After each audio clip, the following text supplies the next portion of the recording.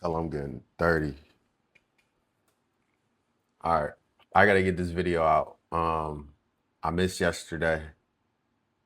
I was about to miss today. I hadn't filmed anything. I got a couple scripts.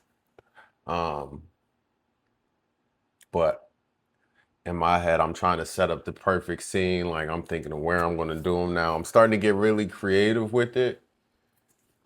But the goal isn't creativity over consistency. If that makes any sense, right? Like, because it doesn't matter how great a product is or a service is sometimes if it's just not there when you need it, right? So let me get y'all something right now. Let's see. Um, I'm just gonna talk about how I transitioned from the county, country, suburban living to the city life. You know, um, who I was. Again, let me introduce myself. This is Wes here at WSR. Y'all here at WSR. Y'all tuned into Project 88. Um, this is day 3. Like I said, I missed yesterday, so I gotta bang something out. The goal is every day consistently. Okay, I missed a day. Do I get back up the next day? Like what is your reaction time? Right? Like that was something someone super y'all notice how this light is different? I got smart lights, but they're from Walmart. So that's what you get what you pay for. But all right, so let's get into it. What's it like transitioning from that country life? You're somebody who's from out in the country, or you're about to come out in the city, or you're wondering what that's like, or you're curious, right? Who I came from like a military background, so like the first few years of my life, I was born in Georgia, lived in Kentucky for a few years, but by the time I was 5, I was settled in this county in Dinwiddie, Virginia, right? And for those that know, right? We got like a stoplight and a half, maybe 2 stoplights. We have 2 stoplights, and then a half is like the blinking one. It's not even a full stoplight. Like you can kind of use it, right? So so it was country life. Like it was off the back roads, but it was still kind of suburban because it was in a cul-de-sac off some back roads, right? Like it was a lot of neighborhoods. We're right next to some like busier sides. Like it kind of got busy up at the top, and then like it kind of just spaces out. I was kind of like right off Lake Chesden, actually. Um, so Sutherland. So it was kind of suburban, but really just some country stuff, right? So, anyways, just to kind of paint that picture, right? And what I loved about all of that was everyone almost knows everyone, right? Like you don't really like your network kind of goes somewhere, right? Like you can kind of get somewhere. People kind of looking after one another. Sometimes that was a little annoying because you couldn't get away with nothing, right? But also that was very valuable as well, right? Especially growing up in the community. Um, and it was just spaced out. Like we were never on top of each other. Like I have friends who lived about 45 minutes from me. That's how like spaced out Dinwiddie was. Um, so it wasn't like we were really like stepping on each other's toes. But when you got to school and you kind of got together in your like events and community events and stuff, it just kind of felt like, oh, it's nice. It's good to see you. Like I ain't just got to bug you at your door all the time. I don't really know you, right? Because you're so far away, but like I do kind of get to familiarize myself with you kind of situation. It's just a little dope. What made me want to leave, right? Like, um, obviously, I wanted to get closer to work. I've been working in Richmond for about 8 years now, actually. And so for me, um, I was already commuting 45 minutes to an hour to work. I was used to that for years.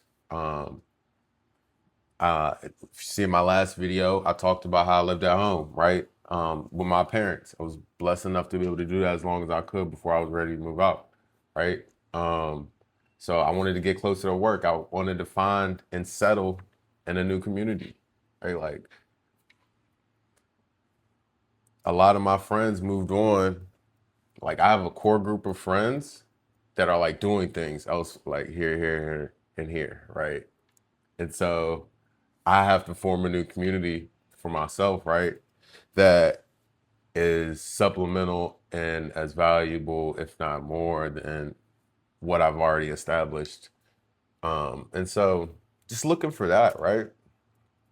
Um, and also it was really just time. I moved out at 28 years old, 29, 29 years old last year. Yeah, last year. It's been a year. So I lived at home. Like when you got Sally Mae payments, listen, y'all, when y'all some of y'all don't know this, like there might be some of y'all watching this video, y'all just don't know. But it's a Sally Mae payment, it's a student loan payment, and them things come in heavy, right? $500 a month for student loans, and you're just kind of like you're not saving bread. You got a car loan, right? Like I paid all my bills. I even paid my parents' rent. Like I ain't paid no full rent at all, but I was still like I just pretty much was paying for everything and still giving some housing money here and there, like and trying to figure out how am I going to save a substantial amount of money like doing this. So I really didn't feel the need to like I kind of was able me and my parents had a great relationship. I was able to come and go as I pleased because I always just respected their spaces. I always respected their boundaries and rules or whatever they had going on. And we always just got along, right? Like I always have a friend over a lady uh, from dating somebody, like hanging out there or whatever. Like it's not that it was never that big of a deal to me. So, but it was time. It was time. Even if I wanted to milk it some more, God has blessed me to be in a position where my income is very comfortable in my own living space, right? So what did I move into? Speaking of living space, so what did I move into? Just like a 800 square foot apartment, like probably like 760, 780 or somewhere in there. Square foot apartment, one bedroom, little balcony. Nothing special, but it is nice. It's like very clean. Um, Parking garage, right? Like big deal, especially in the city. I don't park on the street. I every time it rains or snows, I'm never affected. I just get in my car and I go, right? Like I don't have to haul in groceries and all of that nonsense, right? So it comes with some really nice amenities. You know, you got a pool, you got a rooftop. I never go up to the rooftop. I've never been up to the rooftop actually. They did have a wine event I wanted to go to, but forgot all about it. Um, and so, yeah, I mean, they've got plenty of amenities, gym. It's right here by the water. They've got a bunch of parks around. That's kind of like why I like being where I'm at, in the downtown area, if you will, Richmond and Shockoe Bottom down at the bottom, right? Like it gets pretty gnarly out here. It gets pretty, um, what's the word? I wouldn't say like it just gets a little hectic. And so but for the most part, like on a day-to-day basis, like you're just getting around, you're bopping around, you're near 5 different parks within 10 minutes, everything's 15 minutes away, right? Like that was my favorite thing. Like I didn't have to drive more than 15 minutes anymore. Access, like I said, access to all the park systems that are around Richmond is very done a very good job. There's a lot of stuff that you can't Google, that there's trails that they clear out. You just have to find them, right? That's super dope about Richmond. Um, it's a lot more natural network here. I really enjoy that. Like, um, it's not like too northern, where it's just like you kind of got. It's like why are we networking? Where it's still kind of a little southern to it, where people are still pretty hospitable to conversation and stuff. Um, And really too, like you don't even have to, but like I said, on the other side of the coin is like you don't have you can have that northern approach, uh like where you just really don't want to, where you just don't care to even look in someone's face if they talk to you. Like you don't even have to do that, right? So um let's talk about future plans though, right? Because all right, I came out here to the city. Um Now what, right? Been here a year. Renew my lease, right? So I did renew my lease. So I definitely will be here another year at least until next June. Yeah, like get your little eyebrows and stuff too. Until next June, right? And I'm using front facing camera. Let me know if y'all care about the difference. I don't. I think it still looks good. Um, just for the quickness of getting this together and compiled. Uh, One take, by the way. One take. Crushing it. So like future plans though, like while I'm here for the next year, I've ordered a gravel bike. I'll probably see a little bit of content in that whenever I kind of get some more things established, maybe some more equipment in the future. Um, but we're gonna do some cycling. Um, we're gonna master some exploration, right? Like I said, there's a lot of trails. Me and Maxwell have found, my dog Maxwell have found that are super dope that you just can't really Google. And yeah, so it really makes for a lot of fun, just downtime, right? Like getting out in nature is one of my things because there's an energy you need as a man that you need to be constructive with, and putting yourself in environments for those things is a lot more valuable than like going to a happy hour for me. Um, I was talking to a young lady and you know, we were kind of like, just hitting it off. And anyway, I'm not even gonna let's not get off topic. So in the meantime, we're gonna network, right? This is one take. I'm telling y'all get one take. So we're gonna network in the meantime as well. That's gonna be super fun. I'm meeting a lot of super dope people. My boy Corey, shout out to Corey. I will see him eventually once, especially when I get my bike in. We go running together every now and again, but he's a big biker. So me and Corey, I met him at the U Crops 10K back in February, and we kept pace together. Like that was my pace.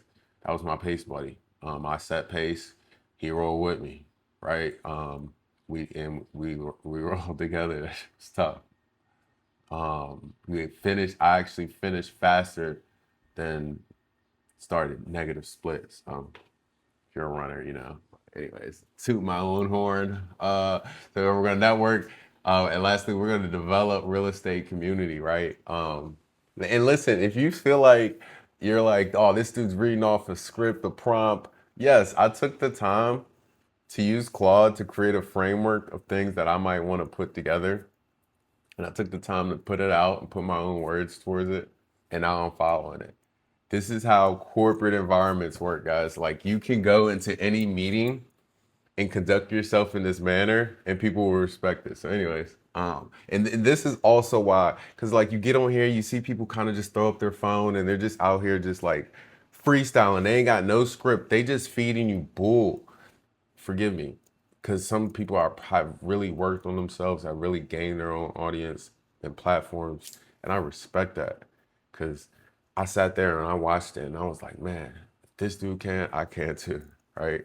So, but this is just who I am and the identity that I'm trying to form, and publicly doing that and putting myself in that position to be critiqued, to be judged in a way that I'm not affected, but I'm only using for growth is just kind of where I'm at this point, right? So so we're gonna develop a real estate community as well, right? And we're not only just networking for friends, for business, but we're gonna develop a real estate community. I've got a list of of things that I know I want to need. I want to need this general contractor. I want to need this roofer. This like working on some real estate projects. We'll get into all of that here in the future videos. We're just gonna get a idea of very basic line level of WSR and what we're about, right? And what we got going on, where we're at, where we're going, where we're from, right? And this is just really that, but like not to talk too much about the real estate,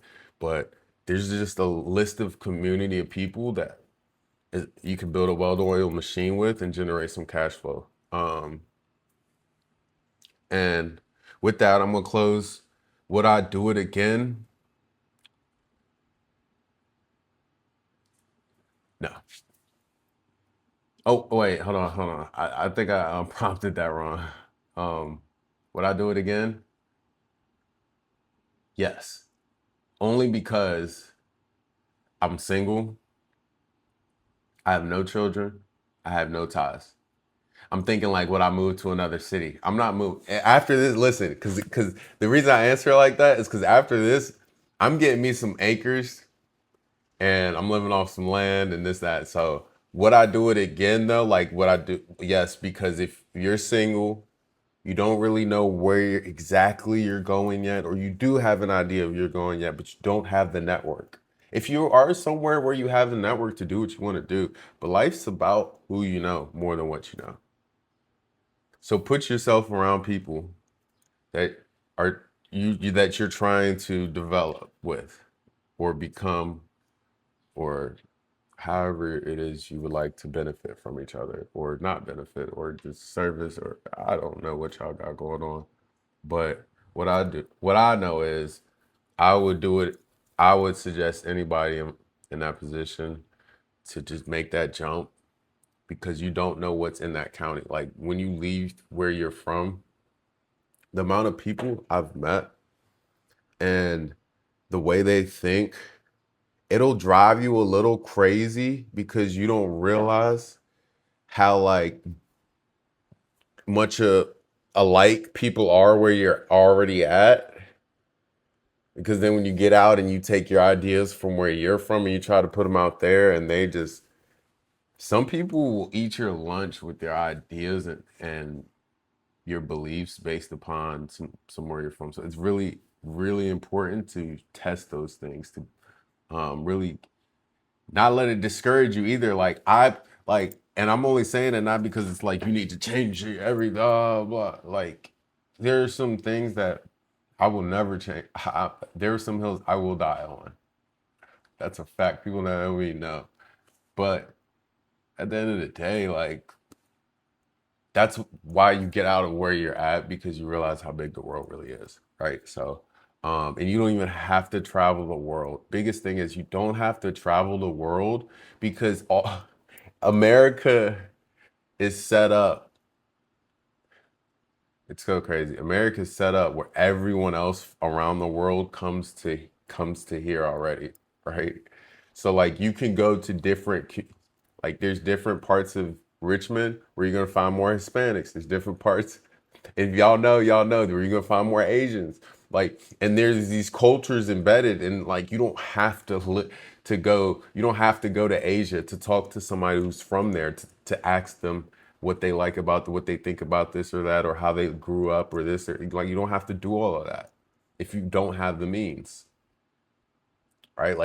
Like as someone like a lot of times people think you're behind because you haven't traveled the world. If you're somebody that has always felt like you're behind because you don't travel the world, just because you don't have the means, like, anyways, that's a whole nother topic. It doesn't put you behind in your cultural understanding. It does put you behind in a like tangible way. Like you kind of know, but you've never really confirmed these things, if that makes sense. But at the same time, I mean, dude, you go to Chinatown, what's the difference? Anyways, y'all y'all could chew me up if y'all want about that. I don't really care. I'm gonna wrap this video up with this, man, because we're at 20 minutes, right? Um, I appreciate y'all tuning in. We had to get a quick video in. I told myself I wasn't gonna be that type of guy that would talk to you guys like this, but I just can't help myself because I am who I say I am. And I actually care about what we're putting together here at WSR Project 88, Day 3. Love.